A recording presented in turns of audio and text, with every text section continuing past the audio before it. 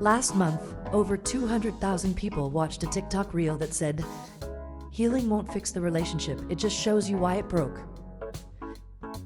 The comments weren't angry. They were quiet.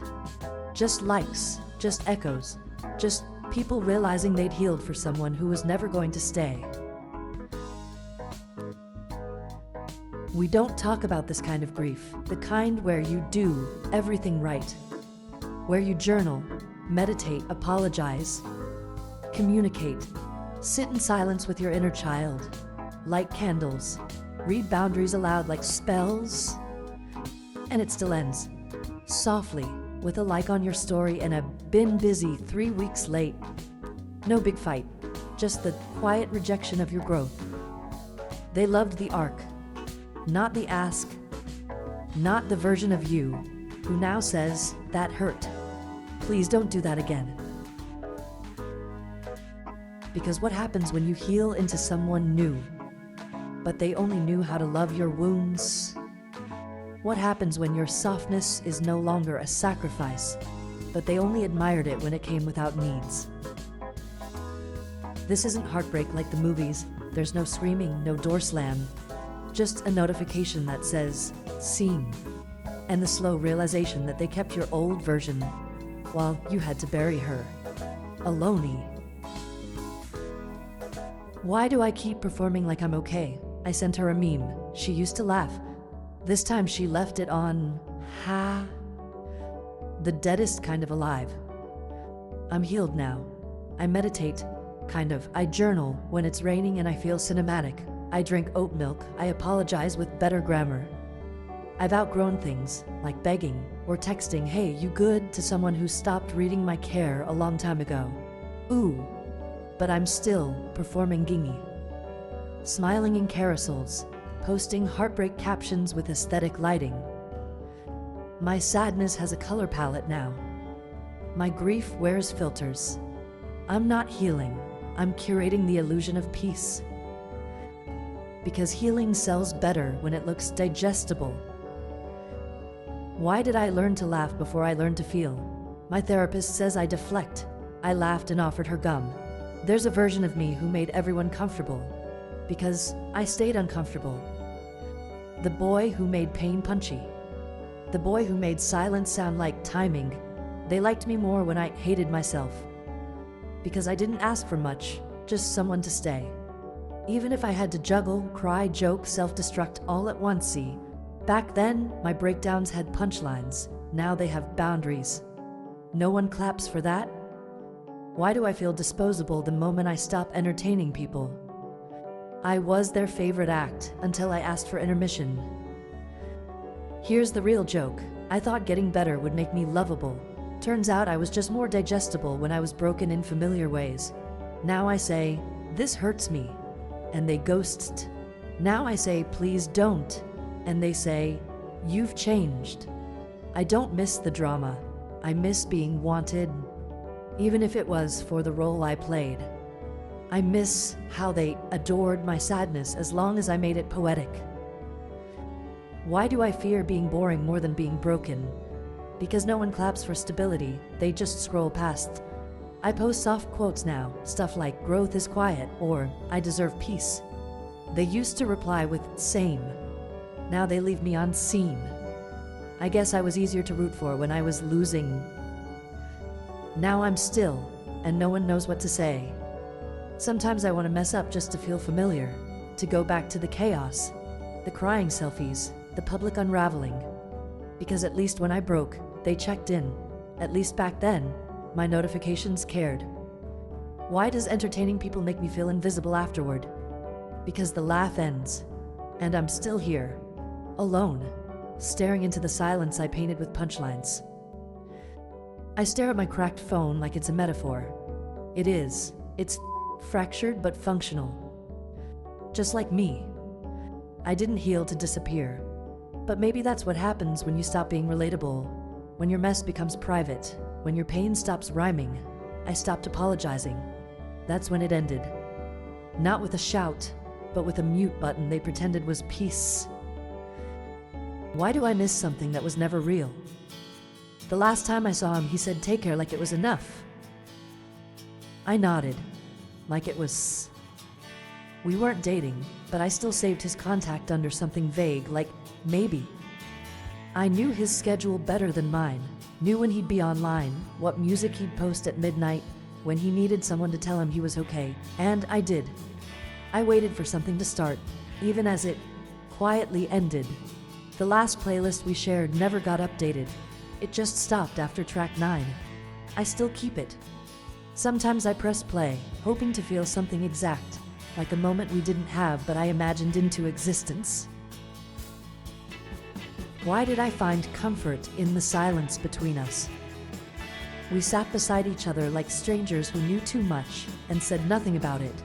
We talked about nothing in particular, favorite chips, traffic lights, people we used to be. But the silence between our messages felt like something sacred. I thought it meant intimacy, like we didn't need words because we understood. Later I realized it was just absence, not closeness. I was the only one filling the quiet with meaning. He never asked why I stopped talking, never noticed that I used to respond in 3 seconds, then 3 minutes, then not at all. He said I was easy to be around, which I think meant you don't make me feel responsible. Why did absence feel more intimate than presence? When he stopped showing up, I still made excuses for him. I remember telling a friend, he's just going through something. Even when he was out with others, posting drinks I wasn't invited to, laughing at jokes that weren't mine. I told myself love doesn't have to be loud, that maybe I was too needy for wanting a text back. That maybe caring quietly made me better, more lovable. But quiet isn't always kindness. Sometimes it's just avoidance. And still I stayed. Not physically, but emotionally. Like some part of me lived in the pause between our last messages. Why did I feel rejected by someone I was never with? Because I kept shaping myself to be loved by someone who didn't even look up. I said the right things. Stayed light. Funny. Inoffensive. Never asked for more time. Never sent the texts I wrote in notes and deleted. He called me grounding, but what he meant was, you don't ask for anything. He knew I'd be there even if he didn't reply for days, and I was. Always slightly tilted toward him, like a plant chasing light from a lamp that was never on. I knew he wouldn't choose me, but I still tried to make it easy if he did. That's the hardest part. Loving someone without asking them to love you back. And still feeling the wound when they don't. Why does my body remember him like a truth I never got to speak? I can't drink green tea anymore. It still tastes like waiting. There's a message I never sent. It says, I hope you knew I meant it. I rewrote it 17 times. Once in lowercase, once like a poem, then deleted it all. I don't think he would have understood. Or worse, I think he would have, and still not replied. He kept my old version. The one who stayed soft, who made silence seem effortless. I had to bury her myself. Now I go on walks without waiting for a buzz. I let songs finish instead of skipping them when they remind me. I light a candle in my room just for me. Not for mood, not for memory. Just for proof that I'm still here. Why did I stay small just to be called too much when I finally spoke? I whispered for years. The moment I raised my voice, they called it noisy. I used to make myself bite-sized, like I came with a label, safe to digest. I let people skip past my edges and clap for how convenient I made my silence see. But silence is not soft. It's screaming inside with the volume turned to zizern. They liked me better when I needed nothing. When I was the background music to their drama, when I played the supporting character in their story. And when I finally said, I don't like that, they looked at me like I'd ruined the whole plot. Why was my pain only valid when it was pretty? They were in love with my coping, not my clarity. I packaged my breakdowns like self-help reels. Don't worry, I'm fine now. Look at my skincare routine. I cried at night, journaled it into poetry, posted it in lowercase c. They applauded me for surviving what they contributed to, clapped when I said, I forgive you, booed when I said, I need distance. My healing wasn't for them, but they still reviewed it like a performance. Too loud, too cold, too assertive. They didn't want me healed. They wanted me contained. Why did I measure my worth in how little I needed? Because needing nothing was the fastest way to be kept. Even if I was never chosen, I became fluent in it's okay. I understand. No worries if not. Even when I did worry, even when I didn't understand. You know what they loved? That I never asked for the last slice. That I waited 3 days for a text back and still replied in seconds. That I smiled while breaking quiet, consistent, unbothered. Until I wasn't. When I said I need more, they said, "You've changed." But I hadn't changed. I just stopped folding. Why was I called difficult the moment I became honest? Because honesty doesn't flatter their version of you. They said I was overreacting. I said, "This hurts." They said, "You're sensitive." I said, "I deserve better." They said, "You're selfish now." I just stopped letting people live in the house of me, rent-free. I built boundaries. Not walls, just fences with gates. But they only loved me when I was wide open, bleeding love on demand. Now I'm closed for renovation. And they hate that they can't enter without knocking. Why did they say I was too much right after telling me to speak up? Because they don't want truth. They want you edited. You ever notice how people say, "Speak your truth," but what they mean is, "Speak it quietly, so I don't have to change." I didn't yell, I spoke clearly. And somehow that was louder than their comfort could handle. Turns out I was easier to love when I kept apologizing. Now I say, that's not okay. And the room empties. Good, let it. I'm not the background anymore. I'm the speaker unmuted. The echo they can't scrub from memory. Why do I keep chasing closure when silence is what I need? Some people don't leave with a goodbye, just with absence that becomes familiar. There's a note I never sent, folded 3 times, still in the back of my desk drawer, behind expired receipts and old keys. It doesn't say much, just, I wish it ended softer. For a while I believed closure was a final conversation, a clean ending, a mutual sigh. But the longer I waited, the more I realized, closure isn't a door that gets shut. It's a hallway you stop walking down. There's no echo now, just stillness. And somehow, that feels like enough. Why did I confuse silence with punishment? Because it's hard to believe someone can disappear and still be breathing elsewhere. For weeks I replayed every message, every pause, wondered if I said too much, or not enough, or just the wrong thing on the wrong Tuesday. But then one morning, I noticed I hadn't checked their page in a while. The urge had dissolved. Not dramatically, just like mist lifting. Silence isn't always cruelty. Sometimes it's clarity. Sometimes it's the universe holding you by the shoulders and saying, "There's nothing more here." Why did I want an explanation from someone who never offered understanding? Because the absence of meaning felt heavier than the truth. I used to believe people owed each other reasons. Closure, context, decency. But what they couldn't say, or didn't want to, became its own kind of answer. And eventually, I stopped writing imaginary scripts in my head. Stopped waiting for the version of them that could meet me where I was. There's a quiet kind of that comes from surrendering the urge to be understood, like lying in the grass after the storm and realizing the air smells different. Not better, just... Why did I mourn someone who was never fully present? Because I was grieving a future I'd already built in my head. I had imagined holidays, inside jokes that would age with us. A bookshelf we'd argue over, a dog we'd maybe name after a movie. They never said those things back. But I filled in the gaps. Projected meaning onto every half smile, every delayed text that I forgave too easily. Letting go wasn't just releasing them. It was letting go of my own blueprint, my own construction of what if. Now when I think of them, it's not sharp. It's more like background static. The kind you stop noticing when the room is filled with plants and the windows are open. Why do I still pause at the sound of their name, even after all this time?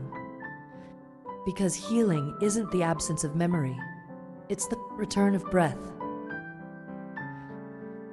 I still think of them sometimes, randomly, while tying my shoes, while brushing my teeth, while watching a leaf land on the balcony just right. But I don't spiral. I just notice. And then I keep going. I've stopped needing closure. Now I just need clean air, soft light, a slow walk, peace without punctuation. Because not everything ends with answers. Some things just stop hurting. Some stories don't end. They just grow quieter. Until one day you realize you're not waiting anymore. Not for a message, not for closure, not even for them to understand. You're just breathing. And that's new. Why do I expect healing to fix people who never planned to meet me there? I thought healing was a bridge. Something I could build alone, then wave at them from the other side. But some people don't want to cross. They were never walking toward me to begin with. And I kept mistaking their stillness for patience. I waited. I sent signals. I lit up the whole shoreline. But silence isn't always delay. Sometimes it's they weren't stuck, they just weren't coming.